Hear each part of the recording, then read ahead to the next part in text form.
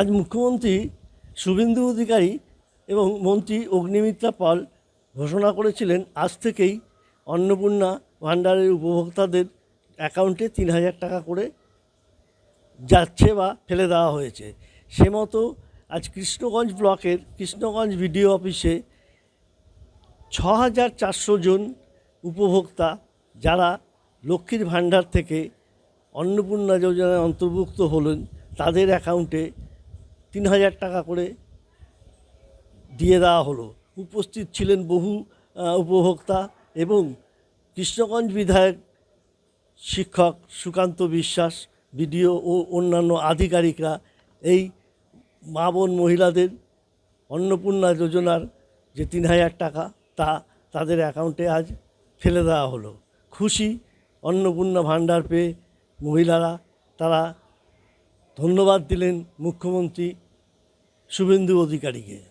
সরকারের যে প্রতিশ্রুতি ছিল ক্ষমতায় আসার প্রথম মাসের মধ্যে মায়েদের অ্যাকাউন্টে ৩,০০০ করে অন্নপূর্ণা ভাণ্ডারের জন্য অ্যালটমেন্ট হবে, তারই আজকে শুভ উদ্বোধন করা হলো মাননীয় মুখ্যমন্ত্রী শুভেন্দু অধিকারী মহাশয়ের নেতৃত্বে।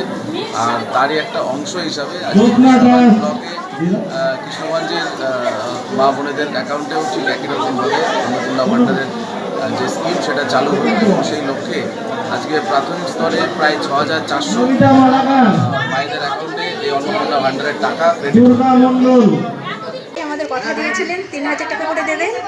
আমরা আগে লক্ষ্মী ভাণ্ডার ১,৫০০ টাকা করে পেতাম, ১,৫০০ টাকা করে পেতাম, কিন্তু আমরা এই আজকের থেকে আমাদের ৩,০০০ টাকা অ্যাকাউন্টে ঢুকলো। এই টাকা আমরা সংসারে আর্থিক কাজে লাগাবো, এতে আমরা খুব খুশি।